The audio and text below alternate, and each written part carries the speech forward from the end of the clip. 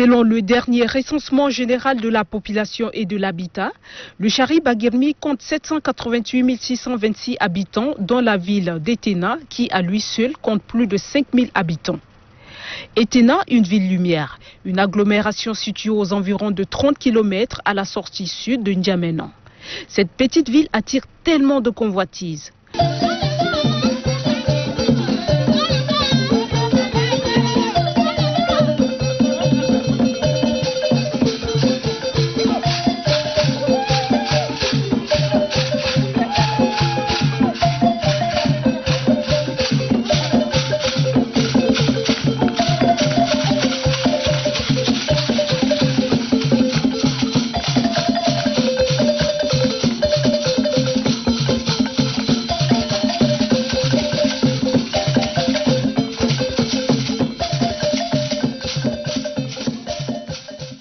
Oubliée presque au départ, Etena est en pleine expansion.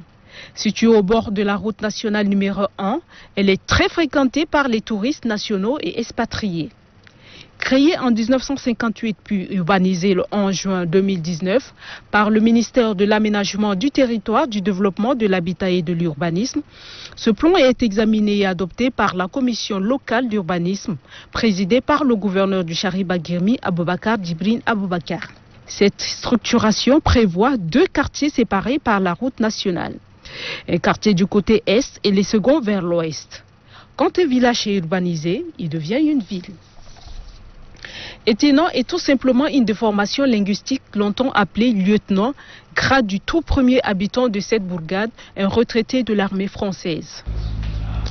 Etena a été créé quand les Blancs étaient venus pour tracer la route Sar-Fort-Lamy. Donc les gens étaient restés là comme un camp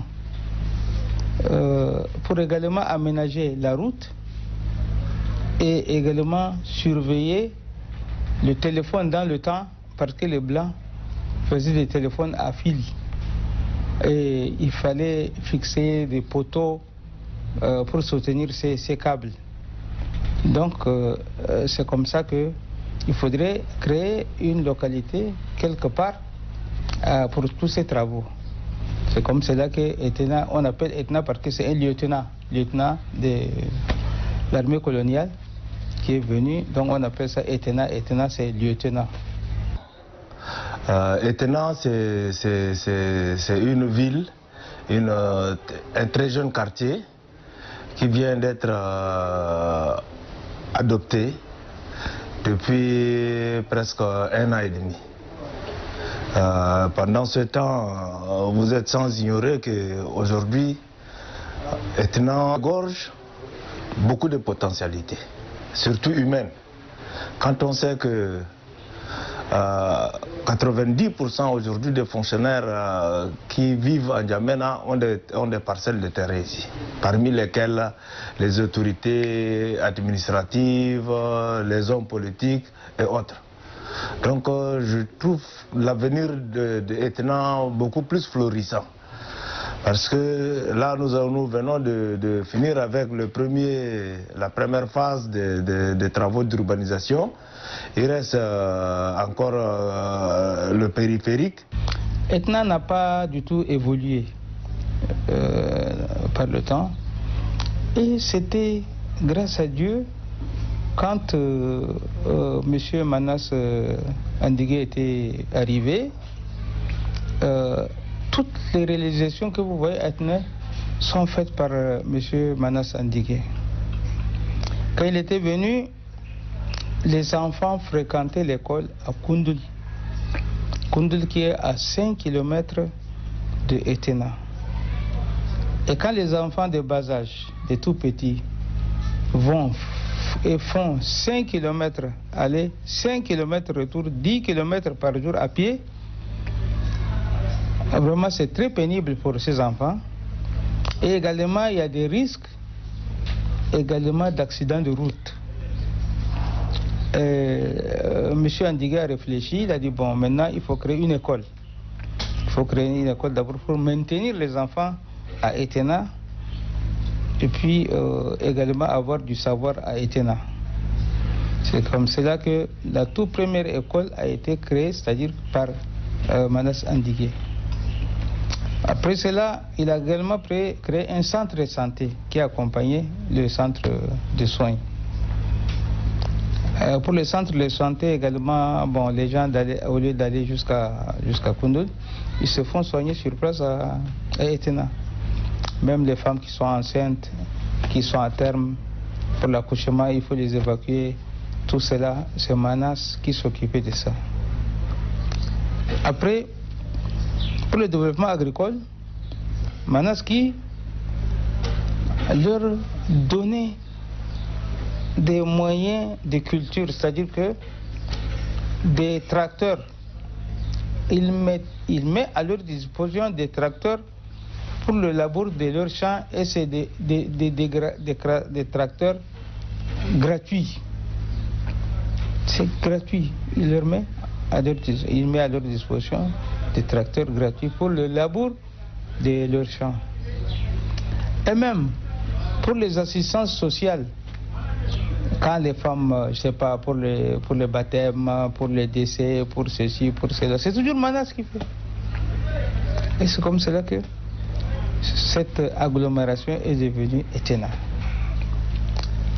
Le quartier Est sera géré par le chef de village actuel, qui n'est plus chef de village maintenant. Quand ça sera un quartier, donc c'est lui qui va gérer le quartier 1 du côté Est.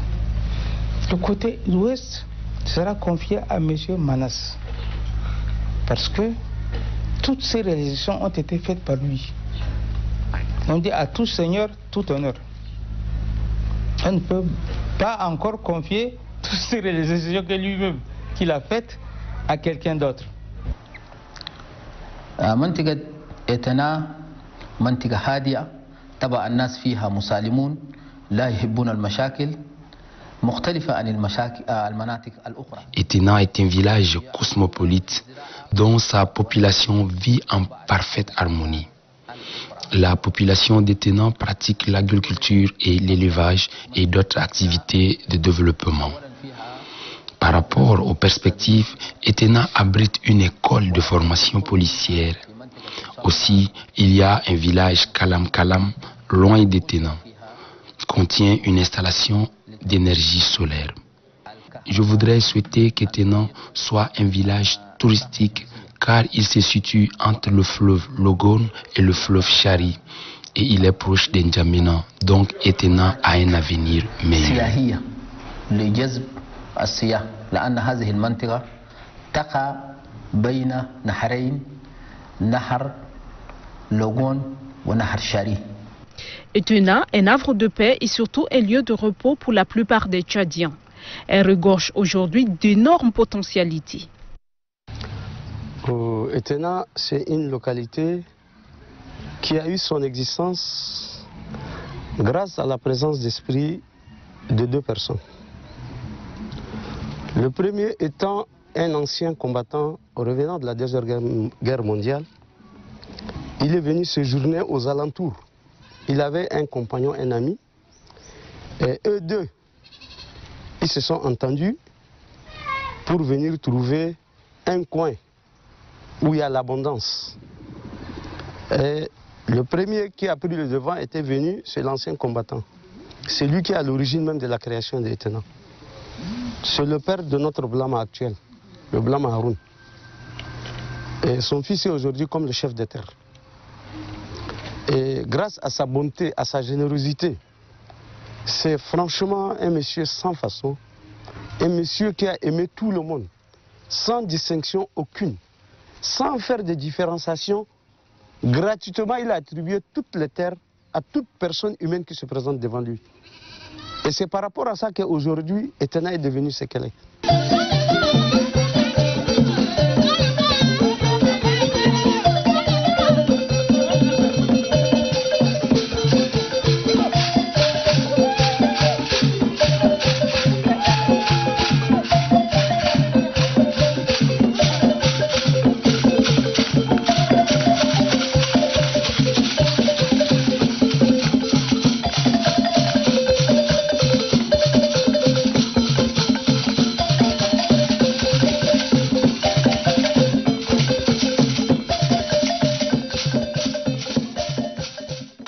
Il est à Soso Goubal indépendance en 57. Etena est créé avant l'indépendance en 1957 et le nom d'Etena vient du nom du lieutenant de l'armée française, avec l'accord du père du sultan actuel Moumine. Notre objectif, c'est de conserver l'environnement, car sans les arbres, il n'y aura pas de vie. Et toute personne qui tente de couper les arbres, nous allons signaler aux autorités de la place pour que les auteurs soient punis. Nous demandons au gouvernement de nous construire l'hôpital, car la population d'Etena souffre. Au cas où une femme veut accoucher la nuit, il faut absolument la transférer à Koundoul. Et le moyen de transport nous fait défaut. On a besoin des infrastructures scolaires bien équipées.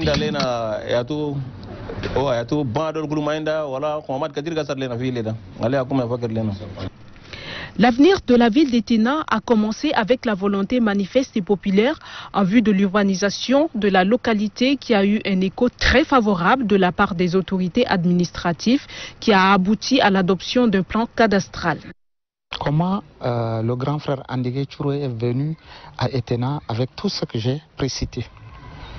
Il est venu, il a pris le pain de terrain. Nous on a vu, c'est des forages manuels, c'est des petits trucs. On a planté quelques petits, c'est une petite bourgade.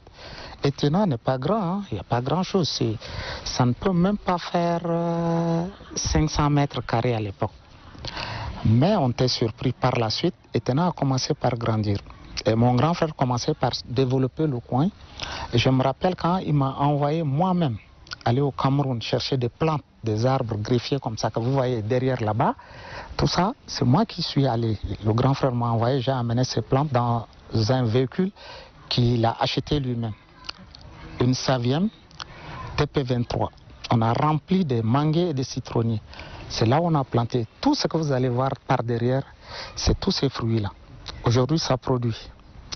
Ce n'est pas fini. Il avait un objectif. Il est venu, il a acheté un terrain, il a créé un terrain de football. Que tout le monde pensait que, mais qu'est-ce qu'il veut faire? Même les villageois ne savaient pas de quoi il s'agit. Donc, on a organisé les gens. C'est un terrain de football. Il a essayé de voir avec l'armée française l'opération Épervier qui venait ici en piqué, en pique-nique, avec des chameaux, avec des chevaux, avec des barbecues dans le coin. Et les gens ont commencé par s'intéresser. Et par la suite, le grand frère Andigué Touré a plaidé pour que l'armée française a intervenu. L'opération Épervier a intervenu pour appuyer l'école d'Etena que vous voyez aujourd'hui. Je vous avais dit que c'était une bourgade, il n'y avait rien. Il avait mis des moyens, il a créé un terrain de sport, il a créé des conditions pour qu'aujourd'hui, même au niveau cadastral, il a mis des moyens pour qu'aujourd'hui, Etena devienne une ville. Tous ses compagnons ou ses amis qui étaient avec lui avant, personne ne savait qu'aujourd'hui, Etena allait prendre cette envergure. Aujourd'hui, Etena, je vous le dis, vous quittez Djamalman, qui est à l'ouest d'Etena, jusqu'à Rap, qui est à l'est d'Etena, jusqu'à le nord, jusqu'à Koundoul d'Etena, et au sud jusqu'à Kournari, vous allez voir que Etena a pris de l'ampleur. Certes, la ville va se développer. Je demande à beaucoup de personnes qui sont concentrées à N'Djamena de venir habiter Etena. De venir habiter Etena. Donc, dans bientôt, ça va être un arrondissement de N'Djamena. Ça ne sert à rien d'être consacré à N'Djamena. Il faut sortir. Il faut venir faire de bonnes réalisations à Etena. Hein? Et là, ça va vraiment donner une bonne vie. Parce que je vois dans d'autres contrées, la capitale n'est pas seulement à 25 km, la capitale est à 70 km, mais à Etena, nous sommes encore à 25. Donc il y a lieu de venir habiter à Etena. Et je demande aussi aux autorités de la République de venir demander même aux ONG de venir même s'installer en dehors de N'Djamena, comme à Koundoul, comme à Etena, de créer des camps de sortie et d'autres infrastructures pour le développement de la jeunesse. Donc ça va marcher. Selon les projections, cette ville va être très rapidement évoluée et subir une transformation fulgurante. Car une ville structurée est synonyme des rues bien bitumées et tracées. Cette structuration va déterminer les carrés et les rues qui après seront composés des quartiers modernes. Ainsi, chaque habitant de la ville en cas de litige lié au foncier s'adressera directement au service du cadastre. En 1958, lors du recensement dans le cadre de la proclamation de la République, ils ont demandé de faire le recensement de toute la population qui vivait autour de Fort de l'Ami pour connaître quel est le nombre de la population. C'est ainsi qu'ils se sont approchés du village où ils étaient une dizaine de huttes. Et ils l'ont demandé à l'autre, vous habitez où? Lui, comme un Africain articule sur le mot, les Français avalent, les Parisiens avalent sur le mot. Donc, il a dit qu'on habite dans le village Mon Lieutenant. Donc, lui, le Français, qui est un Parisien, il ne comprenait pas. Il a transcrit phonétiquement Étonnant. C'est comme ça l'appellation du nom village Étonnant de par la création de ce village. Moi, je suis arrivé dans ce village vers les années 90 avec l'arrivée du régime du MPS. Au début, il m'a amené au goudron, mais j'ai dit j'ai préféré mieux être un peu en retrait pour pouvoir mieux respirer et puis regarder la nature, voir comment on peut la développer. C'est ça l'idée que j'avais. Donc je me suis retiré un peu en arrière-plan. Je suis le tout dernier village. Quand tu sors des villages, le dernier village, maison à trouver, c'était ma maison.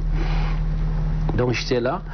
Mais quand je faisais même le chant, les animaux sauvages, des éléphants venaient me ravager. J'ai eu énormément de difficultés avec des animaux sauvages. J'ai eu des menaces de lions, des éléphants, tout et tout, parce que je suis venu vraiment faire un entrechoc entre le milieu sauvage et moi-même. Le 1er novembre 2015, l'ancien ministre Gatangulu trouve la mort dans un accident de circulation à Mandelia, une localité située à 56 km de la capitale. Il fut plusieurs fois ministre et a occupé le poste du secrétaire général de la BEAC. Selon le vœu de sa famille biologique, le corps de ce digne fils de la République repose désormais à Etina. Voilà, ça nous a interpellés durant la tragédie qu'on a eu à vivre lors de son décès, plus ou moins. On avait cette question qui était très difficile, qui était le choix de son lieu d'enterrement. Beaucoup de gens de la famille auraient voulu qu'on l'enterre peut-être au village, auraient aimé qu'on l'enterre dans le lac Iro, dans la zone de Kiabé. Mais la famille a été vraiment sur ce choix. Pourquoi? Parce que ça représentait énormément pour lui. On s'est dit, c'est un enfant du Tchad, c'est un citoyen du monde, avec toutes les rencontres qu'il a pu avoir dans sa carrière, dans son parcours académique, dans son parcours professionnel. C'était très bien choisi de l'enterrer là où il aimait passer le plus de temps, là où il aimait se reposer. Quand on lit Etena au défunt Gatangulu, nous, ça nous interpelle et puis ça nous fait chaud au cœur. Parce que on se sent aussi d'Etena, on se sent de N'Djamena, on se sent de tout le Tchad, quoi. Il n'y a pas d'endroit pour enterrer tous les Tchadiens. Donc, voilà. Mon mot, pour moi, c'est une joie. C'est une idée que je vais lancer. Il faut aimer son pays. Le développement, ça se retrouve en nous-mêmes. Il faut le donner un modèle que les gens peuvent suivre. Pour l'instant, je l'ai fait avec le peu que j'ai, mais avec l'évolution et le développement qui va se pointer à l'horizon, il y aura des gens qui peuvent développer cette idée peut-être en allant chercher. Moi, aujourd'hui, j'ai demandé seulement de faire les parcelles, urbanisation, et les autres qui vont aller chercher maintenant, faire peut-être chercher les minéraux qui seront sous sol. Les autres qui vont aller faire, qui viendront demain faire les panneaux solaires pour l'électrification. Il y a des autres qui seront chargés de faire de l'eau. Donc, en étant citoyen, c'est aimer construire son pays. Etina, lieu là où il fait beau vivre, mérite dorénavant une attention particulière. Une ville cosmopolite avec une population jeune et laborieuse. Elle restera toujours une ville lumière.